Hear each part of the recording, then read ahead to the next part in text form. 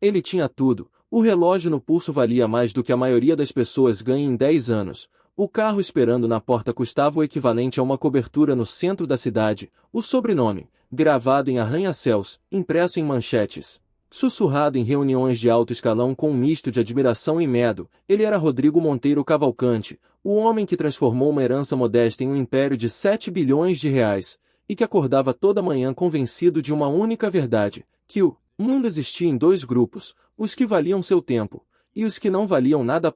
Mas naquela tarde de terça-feira, numa fila de um café comum no centro de São Paulo, ele ia encontrar o único homem capaz de destruir essa verdade e reconstruí-lo por completo. E antes que eu te conte o que aconteceu naquela fila, porque o que vem depois vai te deixar de queixo caído, preciso que você faça uma coisa agora. Se você ainda não se inscreveu neste canal, clica no botão de inscrição e ativa o sininho. Porque aqui no História que Impressiona, cada história que você vai ouvir foi criada para sacudir a sua mente, abrir seus olhos e te mostrar que a verdadeira riqueza não começa no banco, ela começa dentro de você. Se você sair daqui sem se inscrever, vai perder as próximas histórias, e eu te garanto, elas vão mudar a forma como você enxerga o dinheiro, as pessoas e a vida. Agora, deixa eu te contar tudo. Rodrigo tinha 48 anos e carregava nos ombros aquela postura característica de quem nunca precisou pedir licença para entrar em nenhum lugar. Desde os 23 anos, quando assumiu a pequena distribuidora de alimentos que seu pai havia fundado com esforço e deixado como herança, ele não havia parado um único dia. Acordava às 4:30 da manhã, dormia depois da meia-noite, e no meio disso tudo construiu o Grupo Cavalcante, uma holding que hoje controlava redes de supermercados, galpões logísticos, franquias alimentícias e um braço de investimentos que movimentava cifras que a maioria das pessoas sequer saberia pronunciar em voz alta. Ele era admirado. Era temido. Era invejado. Mas amado? Isso é uma história diferente. Os funcionários do Grupo Cavalcante tinham um apelido para ele nos corredores: a Máquina. Não porque ele fosse eficiente, embora fosse, mas porque parecia não sentir nada. Demitia sem pestanejar. Cortava benefícios com a frieza de quem ajusta uma planilha. Numa reunião famosa que virou lenda interna da empresa, ele dispensou 32 funcionários de um setor inteiro por videoconferência, durou 11 minutos, e ao final perguntou ao assistente se o almoço já estava reservado. 11 minutos. 32 vidas. E o pensamento seguinte foi sobre o cardápio. Mas Rodrigo não via dessa forma. Para ele, isso era disciplina. Era a visão. Era o preço que os fracos não estavam dispostos a pagar, e é por isso que eles continuavam onde estavam, na plateia, assistindo, enquanto ele jogava no campo. Naquela tarde de terça-feira, ele havia saído mais cedo de uma reunião com investidores no 27º andar de um edifício na Avenida Paulista. A reunião tinha ido bem, melhor do que bem. Mais um aporte confirmado, mais um projeto aprovado, mais um número com muitos zeros adicionado ao portfólio. Ele dispensou o motorista por capricho, queria caminhar 2 quarteirões até o próximo compromisso, sentir o sol, talvez até fingir por 10 minutos que era um ser humano comum. Seu assistente havia sugerido um café específico naquele trajeto, um lugar simples mas com um expresso que, segundo diziam, valia a parada. Foi lá que ele encontrou a fila. Não era uma fila grande. 5 pessoas. Mas para Rodrigo Cavalcante, 5 pessoas à sua frente num estabelecimento qualquer já era uma afronta à lógica do universo. Ele olhou para o relógio, um Patek Philippe de edição limitada, e franziu a testa. Ficou ali, com o telefone na mão, respondendo e-mails, quando percebeu que a fila não avançava.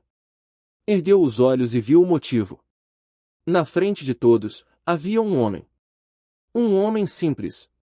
50 e poucos anos, talvez. Cabelos grisalhos, levemente despenteados. Usava uma camisa social surrada nas mangas, calça de tecido simples, sapatos que já haviam visto dias melhores.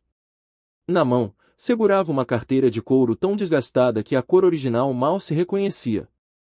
Estava conversando com a atendente com uma calma irritante, perguntando sobre os tipos de café, sobre de onde vinham os grãos, sobre o processo de torra. Parecia genuinamente interessado. Parecia que tinha todo o tempo do mundo. Rodrigo soltou um suspiro audível. Depois outro. O homem não se virou. Após o que pareceu uma eternidade, eram talvez 3 minutos, mas para Rodrigo equivaliam a uma eternidade. O homem finalmente fez o pedido. Um café simples, coado, sem açúcar. E então, ao abrir a carteira desgastada, começou a contar moedas. Moedas. Uma por uma, sobre o balcão, com a mesma calma com que havia escolhido o café. Rodrigo não conseguiu se conter. Meu amigo, disse ele, com aquele tom que usava quando queria deixar claro que a pessoa à sua frente não era, de forma alguma, seu amigo. Você não poderia ter contado isso antes de chegar no caixa, tem gente esperando. O homem se virou devagar. Olhou para Rodrigo com uma expressão que não era raiva, nem vergonha, nem constrangimento. Era algo que Rodrigo raramente via nos olhos de alguém, calma absoluta. Uma serenidade que parecia vir de um lugar muito fundo, muito sólido, muito difícil de abalar. Desculpe o inconveniente, disse o homem, com voz tranquila e grave. Já termino. Espero que sim, respondeu Rodrigo, olhando de volta para o telefone, num gesto calculado de desdém. O homem pegou seu café, e antes de se virar para sair, olhou para Rodrigo mais uma vez. Não disse nada, apenas olhou. E havia naquele olhar algo que Rodrigo não soube decifrar na hora, só muito depois, semanas mais tarde, quando tudo já havia mudado, é que ele ia entender o que estava naquele olhar. Era pena. O homem sentia pena de Rodrigo Cavalcante. O nome do homem era Ernesto Paiva. E Ernesto Paiva, naquele dia, tinha exatamente R$ 4,75 no bolso. Era tudo o que restava da semana. Ele havia chegado a São Paulo há 3 meses, vindo do interior do Ceará, depois de perder tudo o que havia construído ao longo de 22 anos de trabalho num único episódio devastador que ele chamava, com aquela serenidade estranha que possuía, de A Grande Lição. Ernesto havia sido dono de uma rede de mercearias no interior. Não uma rede enorme, 4 lojas, bem administradas, lucrativas, respeitadas na comunidade. Tinha casa própria, 2 carros, filhos na faculdade particular, esposa que sorria com facilidade. Era o que as pessoas do bairro chamavam de homem de bem. Não rico, mas digno. Construído. Então veio a grande lição. Um sócio em quem confiava havia desviado recursos da empresa por quase 2 anos. Quando Ernesto descobriu, já era tarde demais, as dívidas haviam se multiplicado, os fornecedores estavam na porta, e o sócio havia desaparecido levando consigo documentos, senhas e uma fatia considerável dos ativos. O processo judicial existia, mas processos no Brasil têm o tempo que têm. As dívidas não esperavam o processo. As dívidas chegavam toda semana. Em 18 meses, Ernesto perdeu as 4 lojas. Perdeu a casa, vendida abaixo do valor para quitar parte das dívidas. Perdeu um dos filhos para o rancor, o mais velho, que culpou o pai pela ingenuidade com o sócio. A esposa ficou, mas com olhos que já não sorriam da mesma forma. E Ernesto, que aos 53 anos deveria estar colhendo o que plantou, se viu recomeçando do zero numa cidade enorme e fria que não devia nada a ninguém. Mas aqui está o que faz a história de Ernesto Paiva ser diferente de tantas outras histórias de perda. Ernesto não reclamava. Não culpava o mundo. Não acordava de manhã com amargura. Acordava com um caderninho pequeno, de capa preta, onde escrevia todos os dias 3 coisas: o que havia aprendido no dia anterior, o que planejava fazer naquele dia, e uma frase de gratidão, por menor que fosse o motivo.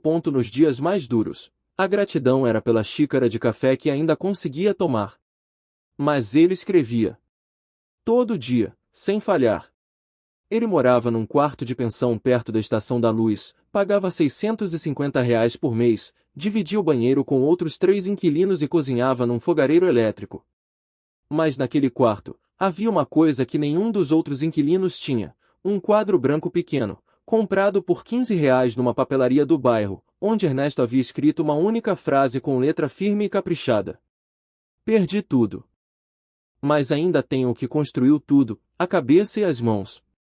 Rodrigo Cavalcante passou os 3 dias seguintes sem pensar uma vez num homem da fila. Por que pensaria? Era uma interação irrelevante, Uma fricção mínima num dia de conquistas. Fechou mais um negócio. Aprovou mais uma expansão.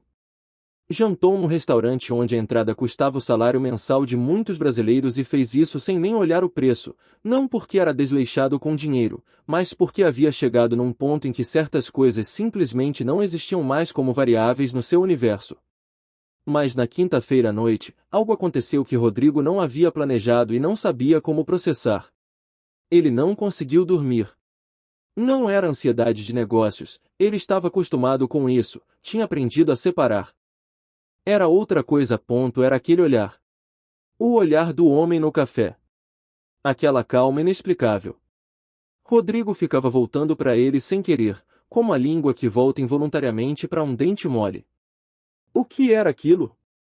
Por que um homem sem dinheiro, contando moedas no balcão, olhava para ele, Rodrigo Cavalcante, com 7 bilhões em ativos, com aquela expressão de quem sabia algo que ele não sabia? Isso irritava Rodrigo de uma forma que ele não conseguia nomear. Na sexta-feira, quase por impulso, ele pediu ao assistente que descobrisse quem era o café. Queria o nome do lugar, o endereço exato. O assistente achou em minutos.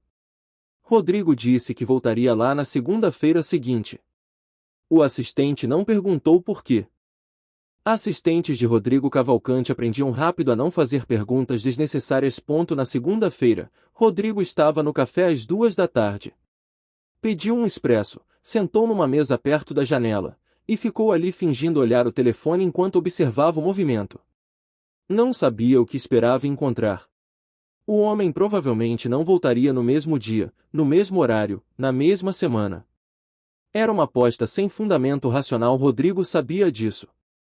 E ainda assim ficou. Às 2h23, Ernesto Paiva entrou no café. Dessa vez não havia fila. Ele cumprimentou a atendente pelo nome, "Boa tarde, Daniela", como quem conhece o lugar há anos. Pediu o mesmo café coado de antes e foi sentar numa mesa no canto. Tirou da mochila surrada um caderninho e começou a escrever. Rodrigo ficou olhando por alguns segundos. Então, numa atitude que era inteiramente contrária à sua natureza, levantou, pegou o café e foi até a mesa do homem. "Posso?", disse ele, apontando para a cadeira vaga. Ernesto ergueu os olhos do caderninho. Reconheceu Rodrigo instantaneamente, não porque soubesse quem ele era, mas porque o rosto de alguém que foi rude com você não é fácil de esquecer. Ficou em silêncio por um momento. Depois fez um gesto tranquilo com a mão. "Pode sentar." Rodrigo sentou. Ficou em silêncio por alguns segundos, o que era extraordinariamente incomum para ele, um homem que entrava em qualquer sala e dominava a conversa em 30 segundos. "Eu fui grosseiro com você na semana passada", disse ele por fim. "Quero pedir desculpas." Ernesto inclinou a cabeça levemente, como se estivesse avaliando a sinceridade daquelas palavras. "Aceito", disse ele simplesmente. "Você parecia tranquilo. Apesar da situação." "Qual situação?" "Você estava contando moedas. E parecia que estava no lugar mais confortável do mundo." Ernesto sorriu, um sorriso pequeno, genuíno, que chegava primeiro aos olhos. "Eu estava. O café era bom. O dia estava bonito lá fora. E eu tinha exatamente o suficiente para pagar por ele." O que tinha de errado nisso? Rodrigo ficou olhando para ele. Não disse nada por um momento. "Eu tenho 7 bilhões, disse Rodrigo, e mesmo enquanto dizia percebia como soava estranho, fora de lugar, como se estivesse se defendendo de uma acusação que ninguém havia feito. "Eu sei quem você é", disse Ernesto, sem nenhum tom de admiração nem de inveja. "Vi seu rosto em alguma revista há um tempo. E nada. Você é um homem que tem muito dinheiro e pouca paciência. Eu sou um homem que tem pouco dinheiro e muita calma. Não sei qual dos dois está em melhor situação." Eles ficaram naquele café por 2 horas e 40 minutos. Rodrigo, que em reuniões de board raramente ouvia mais do que falava, passou a maior parte do tempo escutando. Ernesto contou sua história sem melodrama, sem busca por compaixão, sem o peso de vítima que Rodrigo esperava encontrar. Contou com a objetividade de um engenheiro descrevendo uma estrutura que havia falhado e o que havia aprendido com o colapso. Você não sente raiva do seu ex-sócio? Perguntou Rodrigo em determinado momento. Senti, respondeu Ernesto. Por uns 6 meses, senti uma raiva que quase me destruiu mais do que ele destruiu. Perdi 8 quilos. Parei de dormir direito. Meu filho mais velho foi embora, não por causa do que o sócio fez, mas por causa de como a raiva me transformou naquele período. Aprendi que a raiva de quem te prejudicou é um veneno que você toma esperando que a outra pessoa adoeça. Então o que você fez? Parei de tomar o veneno. Decidi entender o que tinha acontecido com mais frieza. Por que confiei tanto sem checar? Por que não tinha sistemas de controle mais robustos? O que na minha gestão havia criado espaço para aquele desvio acontecer? Quando mudei a pergunta de por que ele fez isso comigo para o que eu posso aprender com isso, tudo começou a mudar. Rodrigo ficou quieto. Havia algo naquelas palavras que batia num lugar que ele não estava acostumado a sentir. Você perdeu tudo. E ainda assim está aqui. Tranquilo. Perdi os ativos, disse Ernesto. Mas não perdi o que gerou os ativos. Não perdi o conhecimento de como um negócio funciona. Não perdi a capacidade de identificar uma oportunidade. Não perdi a disciplina de acordar cedo, trabalhar com honestidade, construir relações de confiança. São Paulo tem mais de 12 milhões de pessoas. A maioria quer resolver algum problema. Eu sei resolver problemas. Só é questão de tempo. Que problema você está resolvendo agora? Ernesto abriu um sorriso mais largo dessa vez. Estou fazendo consultoria informal para 3 pequenos mercadinhos aqui perto. Cobro pouco porque ainda estou reconstruindo minha reputação nessa cidade. Mas nas últimas 6 semanas, 2 deles aumentaram a margem em 17%. O terceiro vai demorar mais, tem um problema de gestão de estoque que é antigo e vai precisar de mais intervenção. Mas vai. Rodrigo olhou para ele com uma expressão diferente. Uma expressão que não era compaixão, era algo mais próximo de reconhecimento. 17% em 6 semanas. Às vezes o que separa um negócio do prejuízo do lucro é alguém de fora que enxerga o que quem está dentro não consegue mais ver. Rodrigo foi embora naquela tarde com algo que não saía da cabeça. Não era a história de Ernesto, era a forma como Ernesto contava a história. Sem peso. Sem o fardo de quem foi destruído. Com a leveza de quem havia passado pelo fogo e saído do outro lado com algo que o fogo não conseguia queimar. Naquela noite, pela primeira vez em muito tempo, Rodrigo olhou para o próprio escritório, o escritório enorme, decorado por um arquiteto famoso, com vista para toda a cidade, e sentiu uma coisa estranha. Sentiu que, apesar de tudo que havia construído, havia algo que faltava. Não sabia nomear. Mas faltava. Ele pegou o telefone e ligou para o filho. O filho tinha 25 anos, morava em Londres, estudava finanças. Eles falavam uma vez por mês, em ligações curtas e eficientes, como reuniões de trabalho. Rodrigo ficou olhando para o nome na tela por 30 segundos. Depois guardou o telefone. Ainda não estava pronto para isso. Mas estava mais próximo do que havia estado em anos. Na semana seguinte, Rodrigo voltou ao café. E na semana depois? E na semana depois dessa? Sempre às 2 da tarde de segunda-feira, o único horário que conseguia, o único horário que Ernesto estava disponível, porque nas outras partes do dia ele estava nos mercadinhos ou buscando novos clientes. Aquelas conversas foram se tornando algo que Rodrigo não havia planejado, uma escola. Não de finanças, ele não precisava aprender finanças com ninguém. Mais uma escola de algo que nenhum MBA havia ensinado, que nenhuma planilha havia capturado, que nenhum conselho de board havia discutido. Uma escola de humanidade. Ernesto falava sobre as pessoas que trabalhavam nos mercadinhos como se fossem personagens de um livro que ele admirava. O seu João, o açougueiro, sabe mais sobre o comportamento de compra dos clientes do que qualquer pesquisa de mercado que eu já vi. Ele observa. Ele conversa. Ele lembra o nome dos filhos de todo mundo.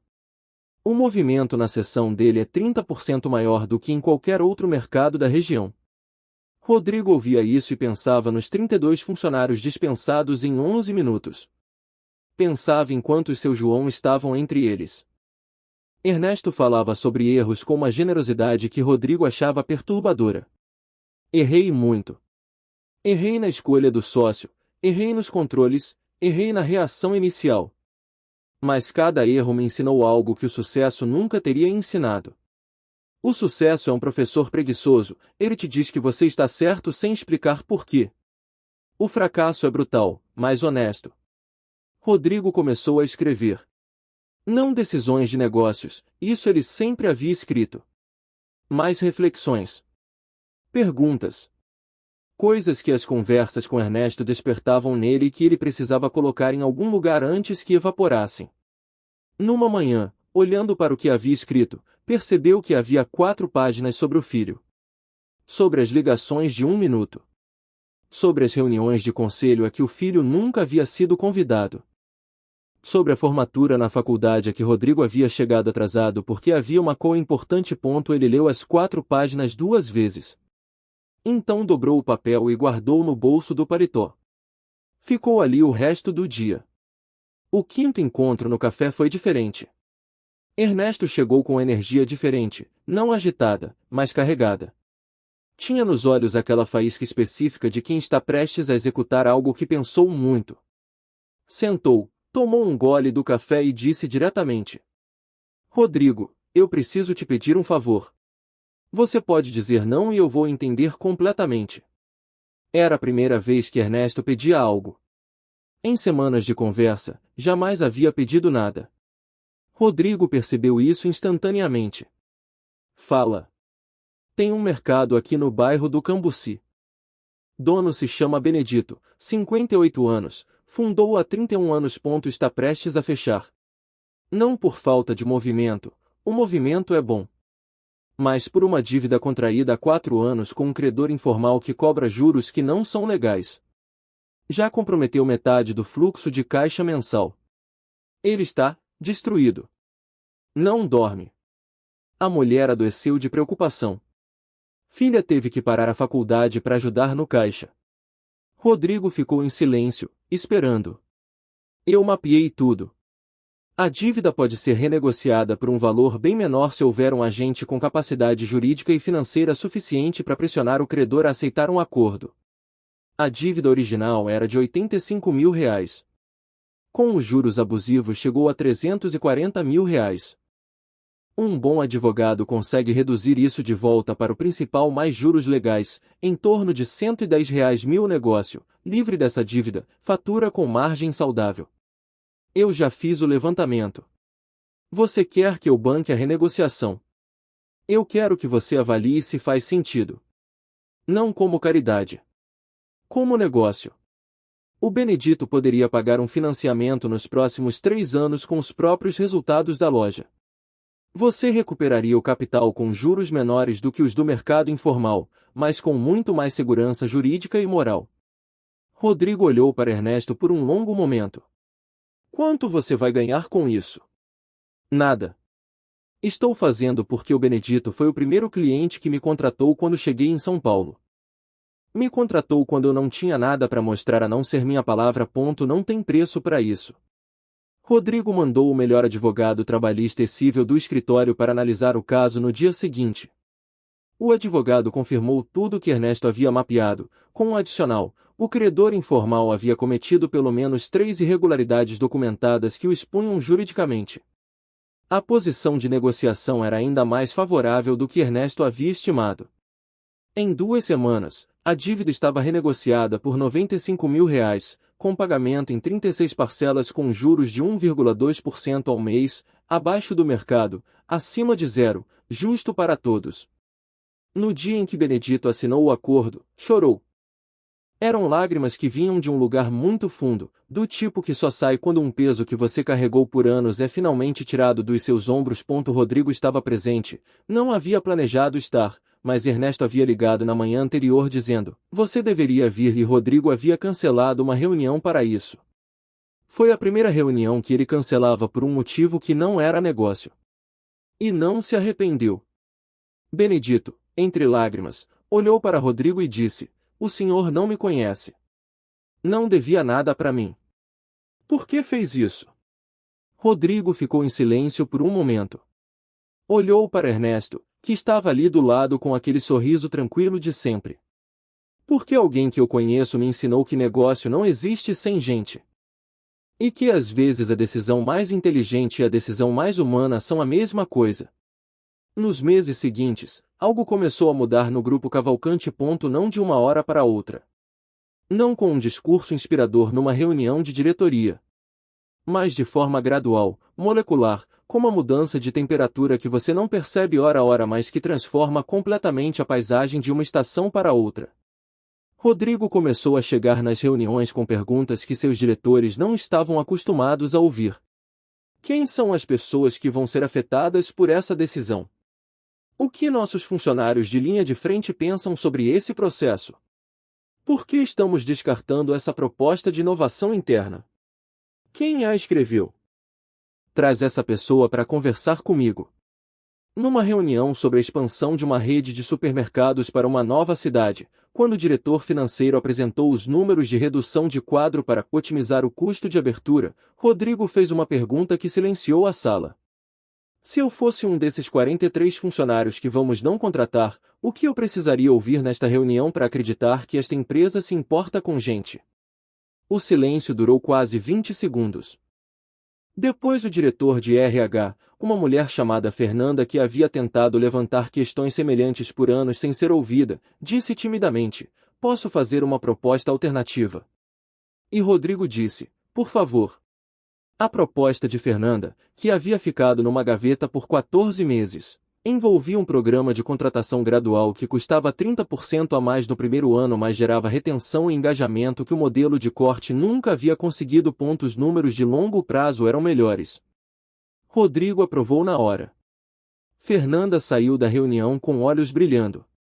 Não de emoção fácil, de alívio. O tipo de alívio de quem finalmente foi ouvido. Ernesto, naquele mesmo período, estava reconstruindo. Devagar, com a paciência de quem sabe que uma boa fundação não se faz com pressa. Além dos 3 mercadinhos iniciais, havia acumulado mais 4 clientes, pequenos negócios do bairro que precisavam de olhos de fora e de alguém que soubesse o que estava olhando. Havia saído do quarto da pensão e alugado um apartamento pequeno mais próprio, numa rua tranquila perto do Parque da Aclimação. A esposa havia vindo do interior, com olhos que ainda carregavam sombras, mas que sorria outra vez nas manhãs de domingo. O filho mais velho ainda não havia ligado. Mas a filha mais nova, estudante de administração que havia acompanhado a queda com a dor de quem ama e não pode ajudar, havia dito numa noite de videochamada: "Pai, o que você fez com o sofrimento? Eu quero aprender isso. Me ensina." Ernesto havia chorado depois de desligar. Em silêncio, no escuro do apartamento, com a gratidão mais estranha que já sentiu, a gratidão pela dor que o havia ensinado algo que o sucesso nunca ensinaria. Naquela semana, escreveu no caderninho preto. Dia 287. Aprendi que o que você constrói dentro de você é o único patrimônio que nenhum credor, nenhum sócio desonesto, nenhuma crise pode tomar. Tudo mais é apenas consequência. 6 meses depois do primeiro encontro no café, Rodrigo ligou para o filho em Londres. Não foi uma ligação de 1 minuto. Durou 1h40. Rodrigo falou sobre coisas que nunca havia falado, sobre a pressão que havia sentido desde jovem para ser mais do que o pai havia sido, sobre o medo que havia confundido com ambição, sobre as manhãs em que acordava às 4h30 não por disciplina mas porque o silêncio da cama o assustava. O filho ficou em silêncio a maior parte do tempo. Não de frieza, de atenção. Aquela atenção de filho que espera há anos que o pai apareça de verdade. No final da ligação, o filho disse: "Pai, eu quero voltar pro Brasil. Não para trabalhar contigo, ainda não estou pronto para isso. Mas para ficar perto. Para te conhecer de novo." Rodrigo desligou e ficou sentado no escritório escuro por 30 minutos. Depois pegou o celular e mandou uma mensagem para Ernesto. "Preciso te contar uma coisa. Quando você tiver um tempo." Ernesto respondeu em segundos. "Amanhã, 2 da tarde, o café de sempre. O expresso tá melhor essa semana." Eles se encontraram no café. Rodrigo contou sobre a ligação. Ernesto ouviu com aquela atenção total que tinha, o tipo de atenção que faz você sentir que é a única pessoa no mundo naquele momento. Quando Rodrigo terminou, Ernesto disse: "Você sabe o que mais me impressiona em você?" Rodrigo abanou a cabeça. "Você podia ter ido embora naquele café no primeiro dia e nunca mais ter pensado em mim. A maioria das pessoas faz isso. Mas você voltou. Sem nenhuma garantia de que valeria a pena. Só porque havia algo que não te deixou em paz. Isso é raro. Mais raro do que 7 bilhões. Você me ensinou muita coisa", disse Rodrigo. "Não. Você já sabia. Só havia enterrado muito fundo." Ficaram em silêncio por um momento, cada um com seu café. "Ernesto, eu quero te fazer uma proposta. Não de caridade, você não ia aceitar de qualquer forma. Uma proposta de negócio." Ernesto ergueu uma sobrancelha, curioso. "O Grupo Cavalcante tem um fundo de investimento para pequenas e médias empresas que montamos há 2 anos. O problema é que nossos analistas são brilhantes em números, mas não sabem nada sobre o que acontece no chão de fábrica de uma mercearia, de uma padaria, de um açougue. Ficam olhando planilha e perdendo o que importa. Você sabe o que eles não sabem. E sabe como transformar isso em resultado. Eu vi você fazer isso em 6 semanas. O que você está propondo? Quero que você seja o diretor de inteligência operacional do fundo. Vai visitar os negócios, vai conversar com as pessoas, vai trazer o que planilha não captura. Vai ganhar um salário fixo, participação nos resultados e um percentual do fundo que cresce conforme o desempenho.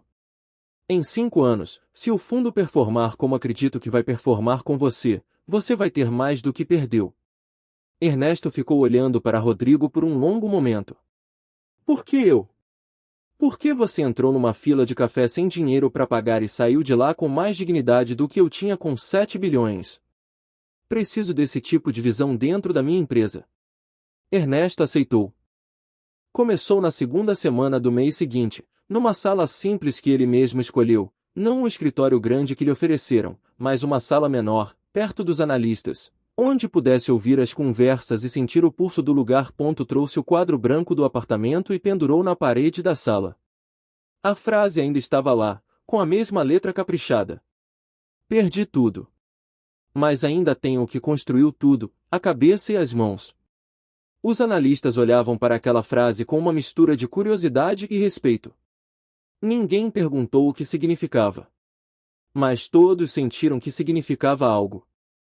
Em 3 meses, Ernesto havia identificado 2 negócios do portfólio que estavam a ponto de implodir por razões que as planilhas não mostravam, uma questão de cultura interna num caso, um problema de relacionamento com fornecedores no outro. Em ambos, interveio antes que o dano se tornasse irreversível. Os números do trimestre foram os melhores desde a criação do fundo.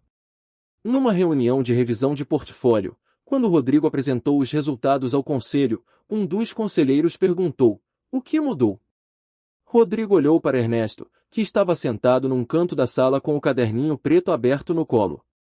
"Aprendemos a olhar para as pessoas antes de olhar para os números", disse Rodrigo. "E descobrimos que quando você acerta nas pessoas, os números cuidam de si mesmos." 2 anos depois daquela tarde de terça-feira numa fila de café, as histórias de Rodrigo Cavalcante e Ernesto Paiva haviam se entrelaçado de uma forma que nenhum dos dois havia planejado e que nenhuma planilha poderia ter previsto. Rodrigo havia se tornado um homem diferente, não menos ambicioso, não menos rigoroso, mas com uma dimensão nova que tornava tudo mais sólido. O filho havia voltado do exterior e estava trabalhando numa divisão separada do grupo, aprendendo por conta própria, sem o peso do sobrenome abrir todas as portas. Eles jantavam juntos toda quinta-feira, numa pequena churrascaria no Brooklyn que o filho havia escolhido, e ficavam às vezes até às 11 da noite conversando sobre coisas que não tinham nada a ver com o negócio. Ernesto havia reconstruído. Não da mesma forma que havia construído antes, de uma forma mais sólida, mais consciente, mais livre. O filho mais velho havia ligado num domingo, sem aviso, apenas para dizer: "Eu errei, pai. Posso ir te visitar?" Ernesto havia dito: "Venha amanhã." A carteira de couro surrada ainda existia. Ernesto não a havia trocado. Usava uma nova, de qualidade, presenteada pela esposa no primeiro aniversário do novo emprego.